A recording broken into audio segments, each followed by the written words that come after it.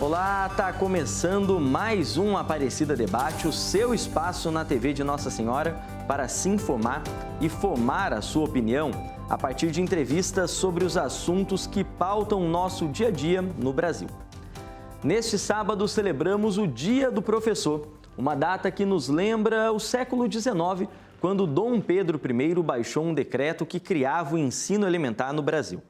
Mas foi somente em 1947 que aconteceu a primeira comemoração, dando nome ao dia 15 de outubro como Dia do Professor.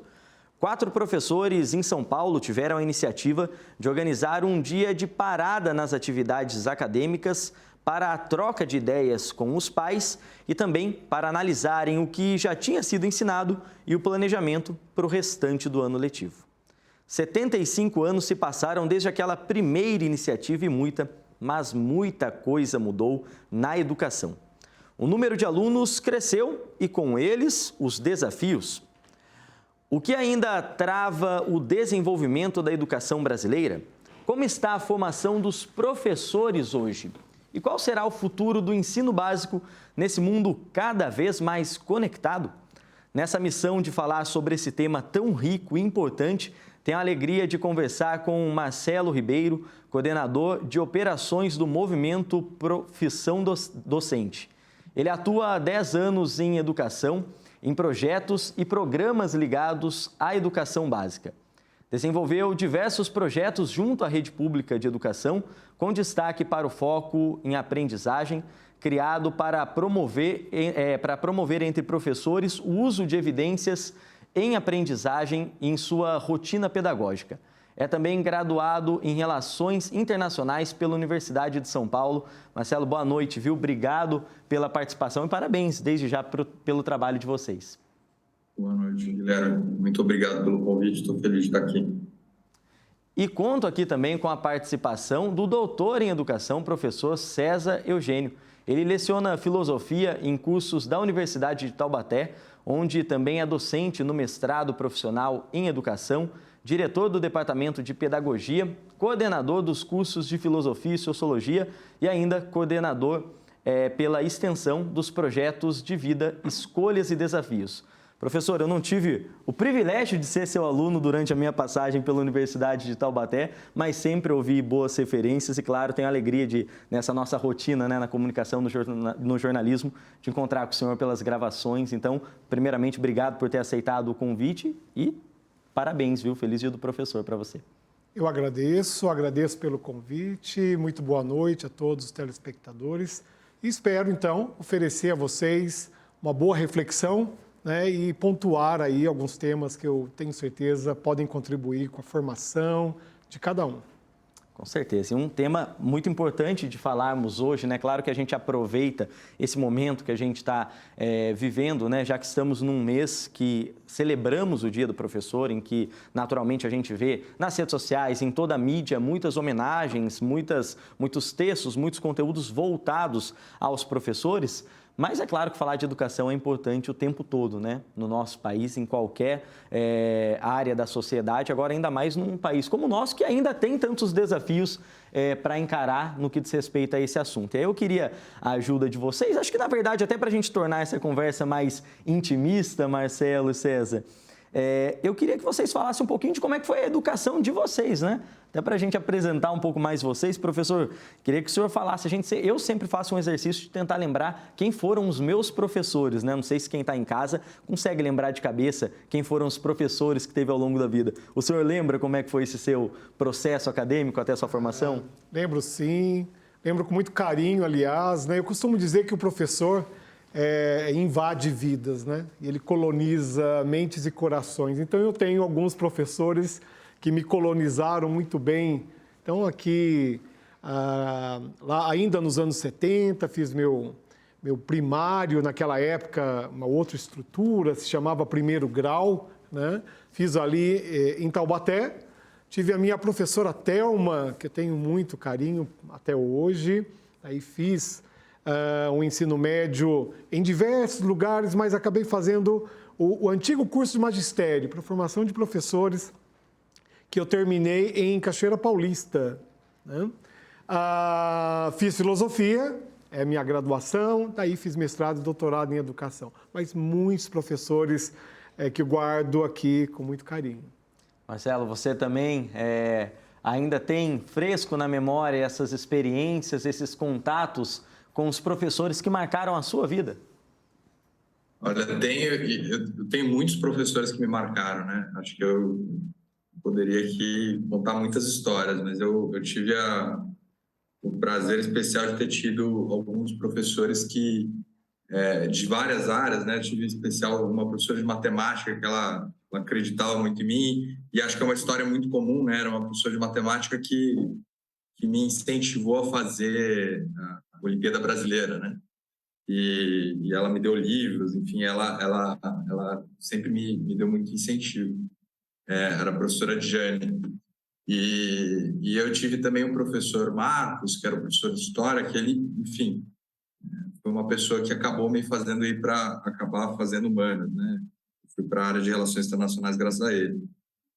Então, enfim, sim, histórias muito marcantes, e eu acho que são histórias muito marcantes em lugares diferentes, porque eu tive também o privilégio de ter estudado em escolas públicas, privadas, então eu acabei vendo o professor atuando em contextos muito diferentes, né? O que hoje, para o meu trabalho, é riquíssimo.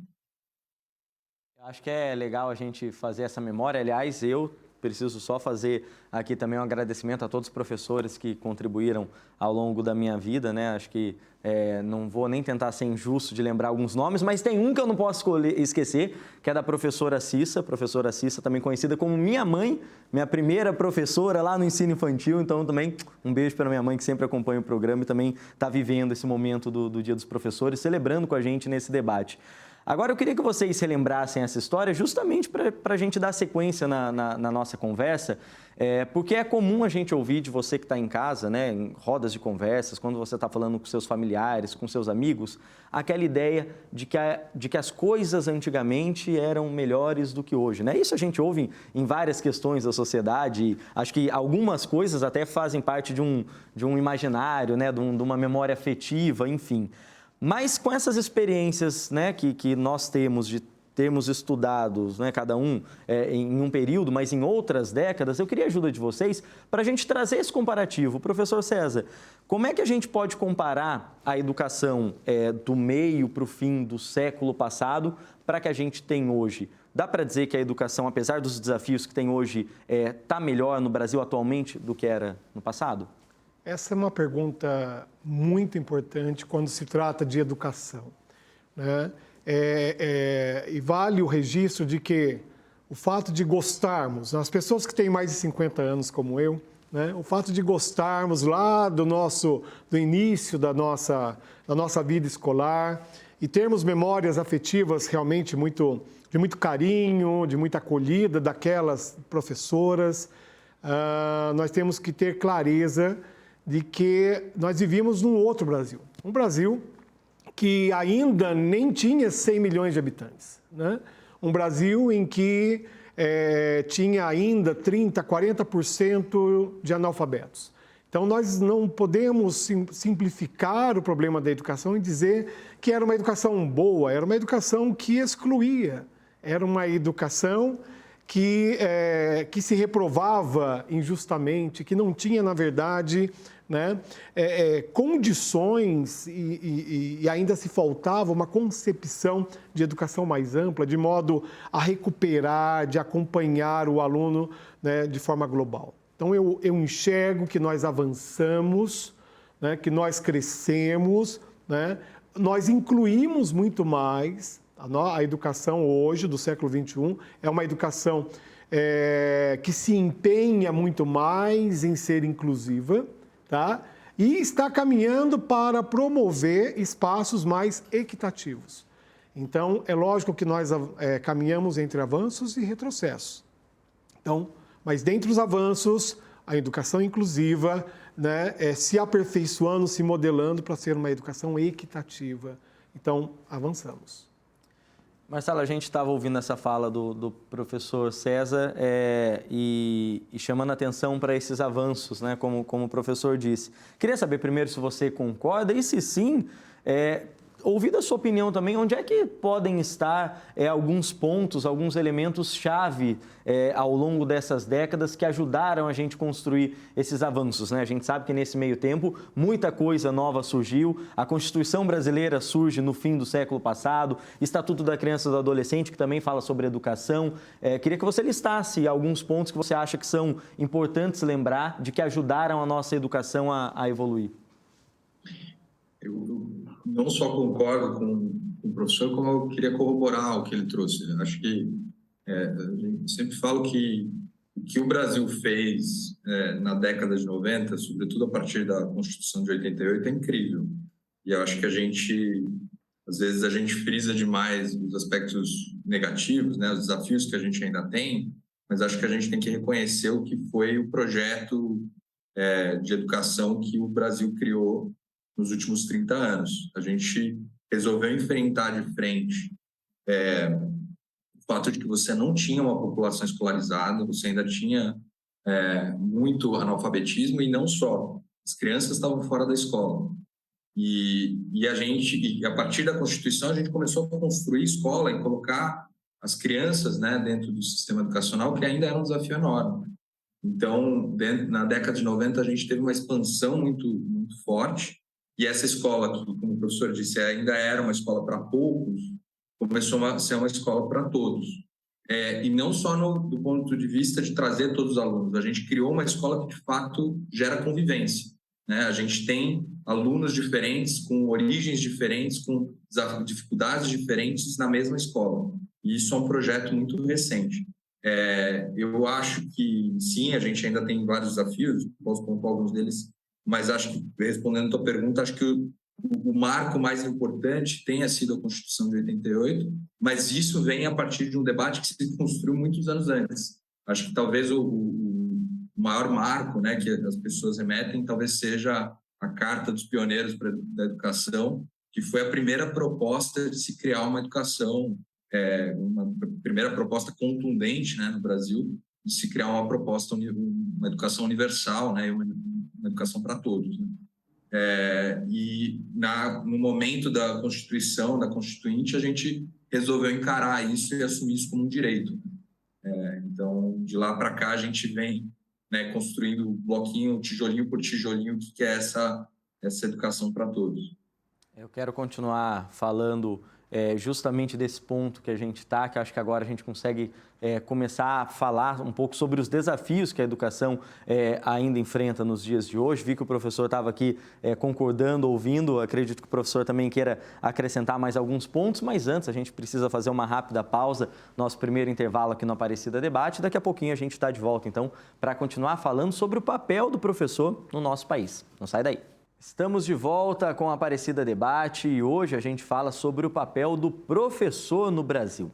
Um tema muito importante para qualquer momento, mas ainda mais especial neste mês em que celebramos o Dia do Professor e também em meio a um contexto social de tantas mudanças, tantas transformações. Queria aproveitar para a gente seguir nossa conversa justamente a partir daí, né? Pedir ajuda de vocês. Sei que de forma muito sintetizada, né? Porque tem uma longa história, né? De toda a luta pela educação acessível a todos no país, mas vocês conseguiram contextualizar para a gente então um pouco de como é que chegamos, né? A essa evolução na educação, como o senhor lembrou, né, professor? Com alguns retrocessos em alguns momentos, mas ainda assim avançando no que compara ao todo. Mas agora eu quero falar então um pouco de desafios, né? A gente está num período complexo enquanto sociedade em relação à velocidade de informação, à tecnologia, a mudanças de comportamentos, de ideias mesmo, né? Do que era padrão antes e do que é aceitável hoje. E aí, professor, eu queria que o senhor falasse um pouquinho, então, primeiro desse todo, né? De uma sociedade que está em constante transformação. Como é que a educação está precisando se adequar a isso? Quais são os desafios, as novas missões que surgiram para os educadores nesse processo que a gente está encarando? Eu penso que podemos refletir em 3 pontos. Primeiro ponto, a escola não substitui família. Cada um tem o seu papel na sociedade, tem, né, um aspecto, né, da formação, né? Então, né, pais, não lancem para a escola aquilo que também, né, vocês podem contribuir, né, na formação desse cidadão. Mas eu quero pensar aqui no nosso segundo ponto o seguinte: a pandemia escancarou um abismo social que nós já tínhamos, mas com esses tais avanços que nós temos que concordar que existiram, parece que a sociedade meio que se acostumou com uma escola que alimenta, com uma escola que tem crescido para se tornar ofertada em período integral, o que é muito bom, é claro, né? Um avanço muito interessante é que quando os que têm mais de 50 anos, né, quase todos tiveram uma experiência de exploração de trabalho infantil, como eu também tive, né, e não se falava disso naquele tempo, né? Nesse abismo social, nós encontramos, né, as escolas públicas ainda com um modelo antigo, por que não dizer arcaico, um modelo de carteiras e quadro e giz, né? E, de repente, uma escola que tem que se reinventar, tem que abraçar a tecnologia, um professor que tem que aprender, tem que, de alguma forma, se tornar quase que um showman, né? Mas, ao mesmo tempo, com inúmeras dificuldades para chegar a esse aluno que não tem, né, minimamente um celular, que não tem acesso à internet. Então, esse desafio, a meu ver, nesse momento, é a escola se modernizar, e estou usando o termo modernizar nesse sentido, de um aparato tecnológico, de uma escola que consiga oferecer uma educação mais significativa, uma educação mais dinâmica, né? E nesse processo, o terceiro ponto, que é a formação de professores que também tem que ser reinventada, para que esse professor também, né, ao adentrar no mercado de trabalho, ao adentrar as escolas, quer seja uma escola pública, quer seja uma escola privada, ele consiga enxergar ali nessa rotina que vai se estabelecer, né, reflexos claros da formação que teve durante a sua graduação. Sem me estender, um ponto interessante, como tem diminuído o interesse pela profissão professor. Isso é uma consequência de uma desvalorização histórica da profissão. Então, nós temos que estar atentos que diversos programas devem ser ressuscitados, reforçados, fortalecidos para estimular o jovem que nos assiste nesse momento a se interessar pela carreira do professor, que é uma carreira belíssima. Vamos sintetizar paixão e competência, isso é possível. É legal o senhor falar disso, né? A gente ouve com frequência aquela ideia de que o professor ele é o pai de todas as profissões, né? E é bacana a gente instigar tantos jovens que às vezes têm essa vontade, sente essa vocação mesmo, né? De saber ensinar, de saber transmitir conhecimento para outras pessoas, mas às vezes se sentem desestimulados, né? Por esse mundo que muitas vezes é cruel com o professor, com quem está na sala de aula, de tantas formas, financeiramente, em estrutura, em condições de trabalho. Agora, o senhor tocou num ponto, professor, que eu queria pedir para o Marcelo comentar para a gente também, que é em relação à formação. Eu queria, Marcelo, que você ajudasse a gente também a falar um pouquinho sobre como está, ou pelo menos como deveria estar, a transformação nesse processo de formação. A gente sabe, quem está em casa, às vezes fica cansado de ouvir falar em pandemia, até a gente às vezes cansa, né, de sempre todo tema ter que puxar para esse lado, mas é uma realidade. A pandemia transformou profundamente a visão que a gente tinha das maneiras de fazer educação. Acho que a formação do professor vai precisar acompanhar isso, né? Sim, Guilherme, eu tendo a achar que tem uma transformação, ou seja, o professor, a grande mudança que a pandemia gerou é que o professor ele abriu a disposição a usar a tecnologia que antes não vinha não tanto por uma má vontade, porque não existe má vontade, mas existia um risco muito maior, né? Ou seja, antes da pandemia, o professor planejando a aula, se ele decidisse usar a tecnologia no processo, ele colocava em risco, na verdade, aquela hora que ele tinha na frente dos alunos, né? Se alguma coisa saísse errado, ele não teria aquela hora de volta. A pandemia criou uma situação em que a única possibilidade era usar a tecnologia, né? E isso abriu a disposição dos professores para testar e se envolver mais com uma coisa que já estava disponível aí já há alguns anos. Eu acho que essa é a grande transformação, mas eu não acho que isso substitui, isso deve ampliar a possibilidade dos professores.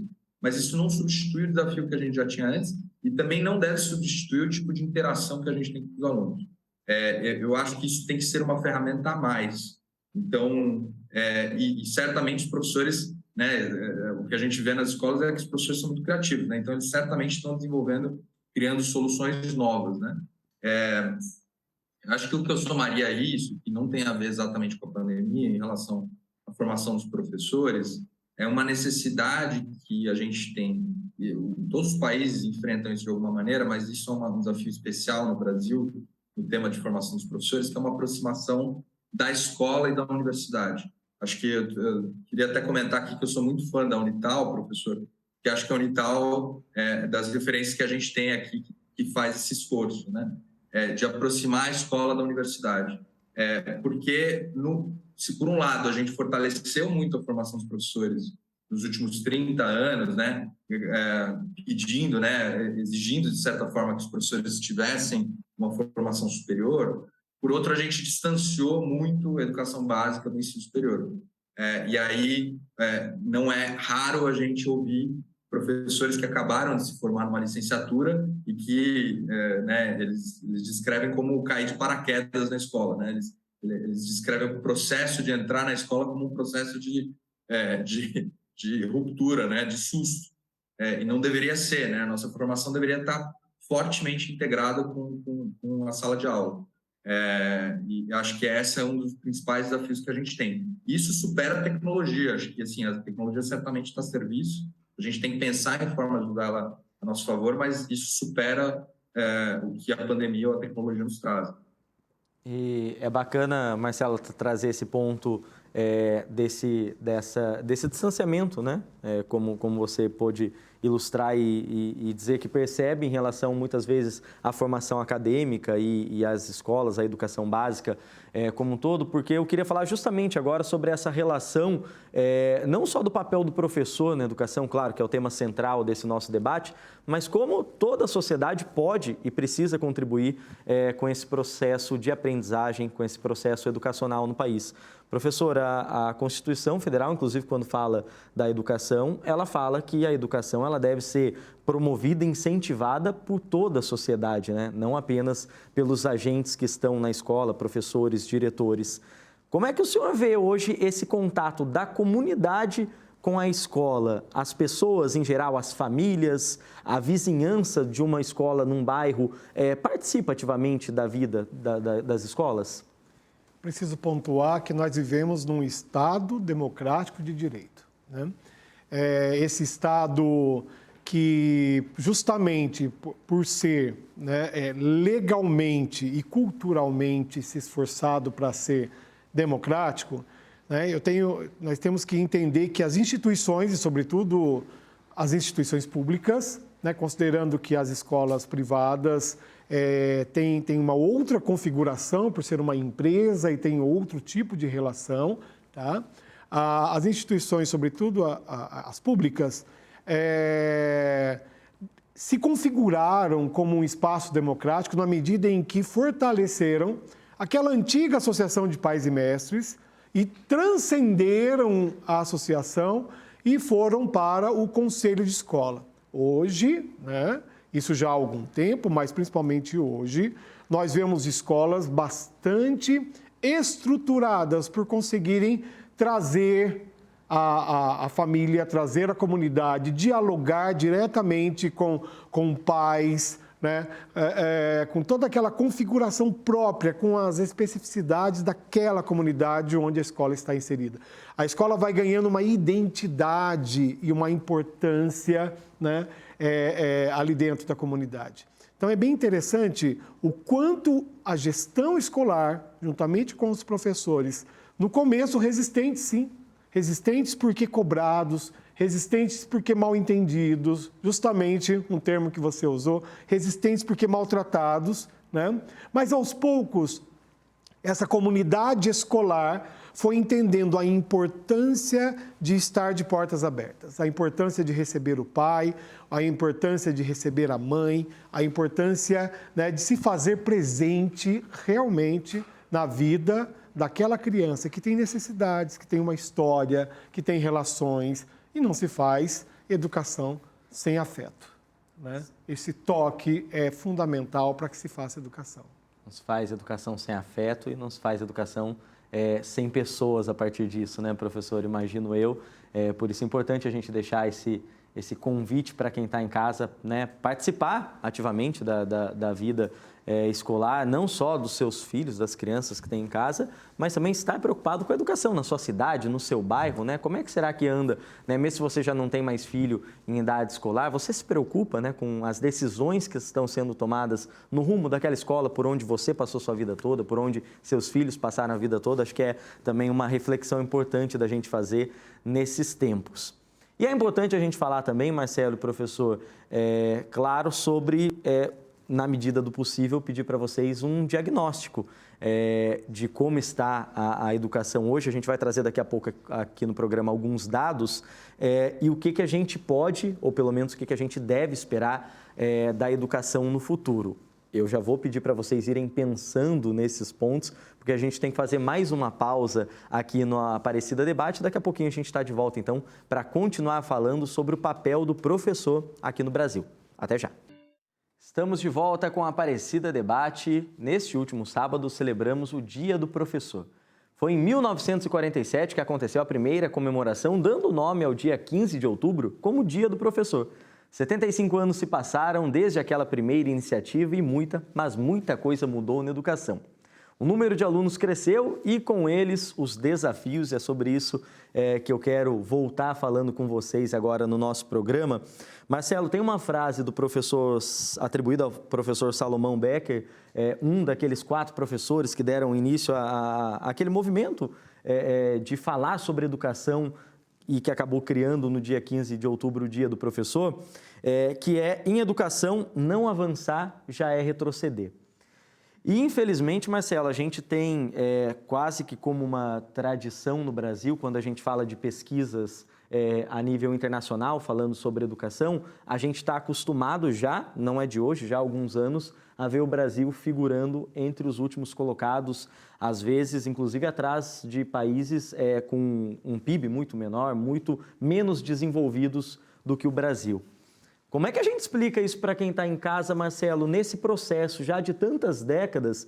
O que ainda falta para a gente, então, conseguir sair dessa frase atribuída ao professor Salomão e não ficar apenas estagnado, mas conseguir ver avanços consideráveis e efetivos para a gente se aproximar dos índices de educação de países mais desenvolvidos? Eu acho que não teria uma única explicação. Eu acho que a gente tem que fazer, sim, um esforço de explicar para quem tem casa o tamanho do desafio, né?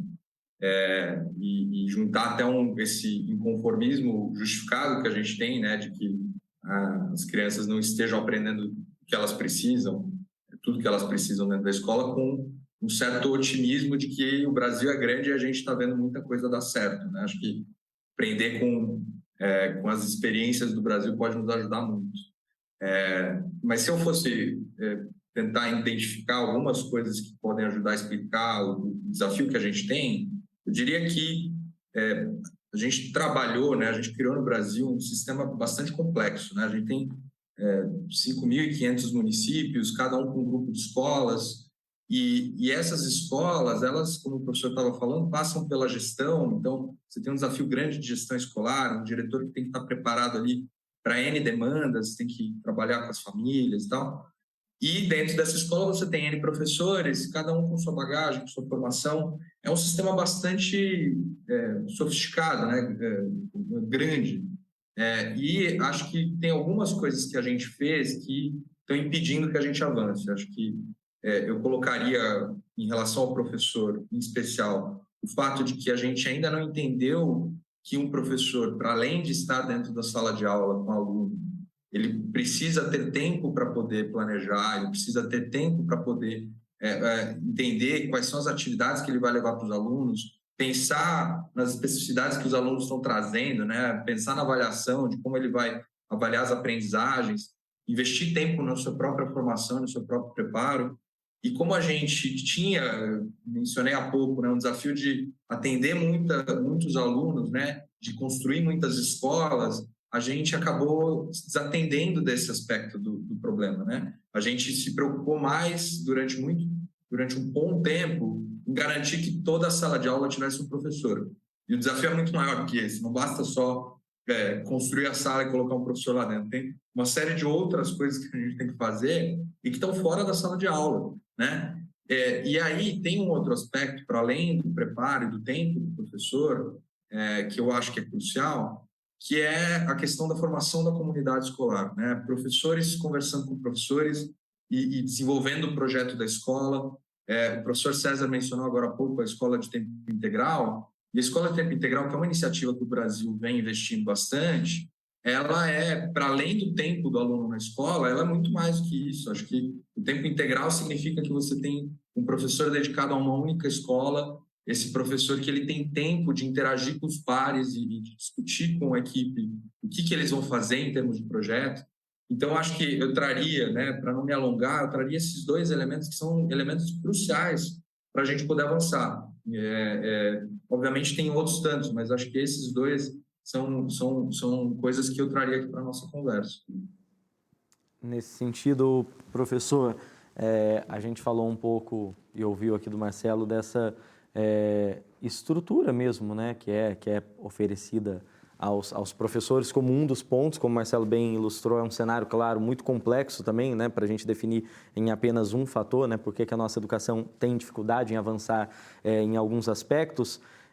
Mas e aí falando dessas dificuldades do professor no dia a dia, então muitas vezes ele precisa lidar com uma jornada dobrada, né, para financeiramente ele conseguir se estabelecer, que muitas vezes prejudica que ele consiga se dedicar a aquelas 2 ou mais turmas que ele assume nesse período. E fora isso tem o próprio desafio do dia a dia com o aluno, e aí é nisso que eu queria conversar com o senhor. Na sua visão, professor, o que tem sido mais desafiador para um professor em sala de aula hoje em dia? A evasão de alunos, que é um problema que a gente também ainda ouve falar de forma recorrente no Brasil, ainda mais depois da pandemia, mais uma vez, que afastou os alunos da escola e gera essa insegurança de muitos ainda não quererem voltar para a escola, ou o sistema de retenção, né? Como a gente costuma dizer, o sistema que faz o aluno ser aprovado ou repetir de ano. O que você acha que acaba criando mais dor de cabeça para um professor hoje em dia? Eu preciso deixar claro a todos que nos assistem a necessidade da educação se tornar definitivamente uma política de Estado e não uma política de governo. A educação não pode ser, né, um laboratório experimental que se troca de 4 em 4 anos, de 5 em 5, de 8 em 8. Não. Né? Nós temos que pensar que os resultados de um sistema de educação, um sistema complexo, um sistema nacional de educação, demanda, né, o empenho da União, o empenho dos estados, o empenho dos municípios, né, e nisso uma unidade nacional. Então, isso é um registro importante para daí sim pensar a formação de professores e todas as condições de trabalho. Em se tratando dos desafios do dia a dia, os desafios do cotidiano do professor, né, é bem interessante a gente perceber que esses desafios não estão localizados na escola pública ou nas regiões mais periféricas, né? Às vezes, com um olhar um pouco preconceituoso, nós achamos que ali, nas escolas mais periféricas, estariam os alunos com maiores dificuldades, onde estaria a violência, onde estaria... Né? Ou não, calma, nas escolas privadas também nós temos famílias desestruturadas, nós temos problemas seríssimos com droga, nós temos jovens precocemente sofrendo com a depressão, com pânico.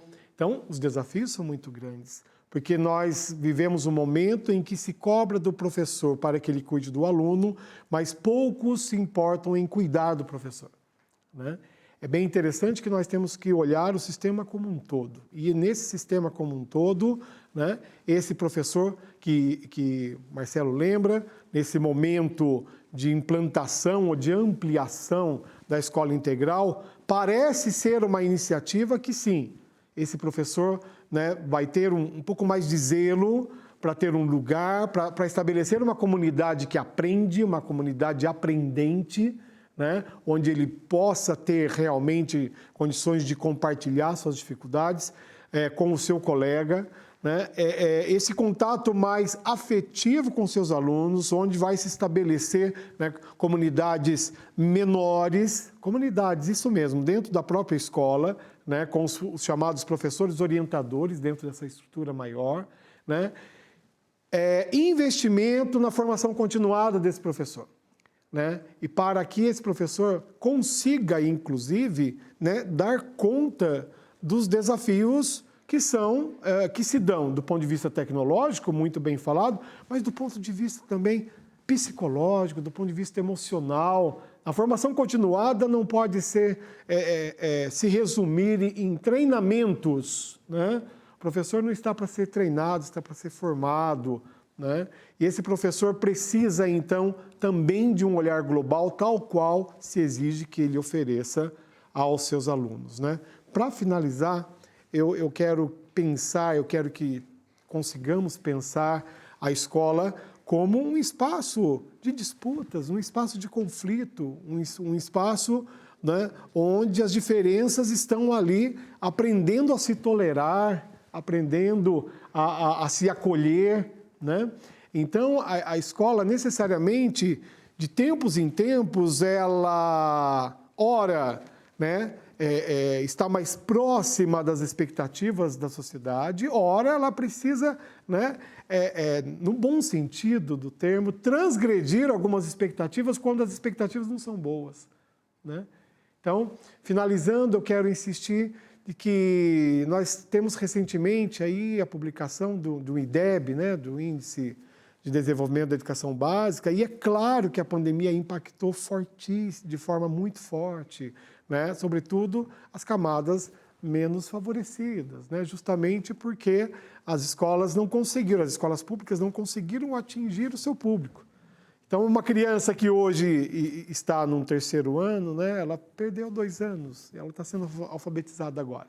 Então, nós temos que pensar numa escola que se modernize, numa escola como política de Estado, numa escola que valorize seu professor. Nosso tempo começa a chegar ao fim, gente, e infelizmente, né, a gente tem assunto ainda para render, acho que vários programas e certamente não faltarão oportunidades, mas antes de encerrar, então, esse debate, eu queria passar um minutinho da palavra para cada um, para a gente tentar trazer uma conclusão, e acho que com um ponto bem prático, bem ilustrativo para você que está em casa, que muitas vezes, né, assim como quase todo brasileiro, eu também tenho criança em casa, sou filho de professora, mas também sou pai, e a gente tem as nossas dificuldades, a nossa correria no dia a dia, e às vezes aquela dificuldade de entender o que a escola está nos propondo, está nos pedindo, né? Então, às vezes, quando a atividade não vem, é natural que o pai pensa, nossa, mas o que meu filho está fazendo na escola? E se vem a atividade demais, ele pensa, mas tem que fazer tudo em casa, por que não faz lá? Então, assim, até nesse sentido da empatia, César, um minutinho para você deixar uma mensagem, um recado para quem está em casa, de por que diante de todo esse cenário, de todos esses desafios que nós citamos aqui, é importante quem está ali do outro lado da tela nos assistindo, apoiar um professor, apoiar aquele professor que está perto dele no dia a dia. Eu quero dizer que o professor, dentro da sua comunidade aprendente, dessa comunidade que se compartilha conhecimentos, esse professor estuda, esse professor se mobiliza, esse professor prepara a sua aula, esse professor participa de movimentos maiores de discussão sobre currículo, por exemplo. E, nesse sentido, ele tem acesso a processos de metodologias ativas, por exemplo, que vai fazer com que o seu filho aprenda de maneira diferente daquilo que você aprendeu. É bem verdade, por exemplo, sem estender de forma alguma, é bem verdade que a cartilha alfabetizou muita gente. Todos aqueles com mais de 50 anos passaram pela cartilha. Mas hoje nós entendemos que há possibilidades de se alfabetizar com uma compreensão muito mais profunda, com conceitos-chave, com outros modos de se enxergar o mundo e fazer a leitura do mundo que vive. Marcelo, um minutinho para você também falar para a gente sobre, então, o porquê desse apoio e talvez até com exemplos práticos, né? Como é que quem está em casa pode demonstrar essa parceria, esse carinho e esse apoio aos professores do Brasil? Então, Guilherme, a gente acredita aqui no Profissão Docente, o movimento do qual eu faço parte, que os professores estão no centro do processo de ensino-aprendizagem, né?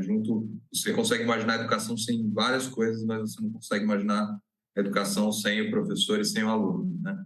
Então, para dar essa prioridade, né, a gente tem promovido o debate. A gente lançou um livro há pouco tempo com 80 vozes, 80 personagens falando sobre o professor, porque a gente acredita que no centro do debate sobre o que a gente precisa fazer para a educação brasileira tem que estar o professor. E aí acho que o apoio que pode vir da sociedade é de colocar isso no centro das políticas públicas, né? Quando a gente ouvir os nossos candidatos na eleição, a gente perguntar para eles o que eles estão pensando em educação e o que eles estão pensando em relação aos professores. E acho que tem que extravasar, tem que ir para além da discussão sobre o salário.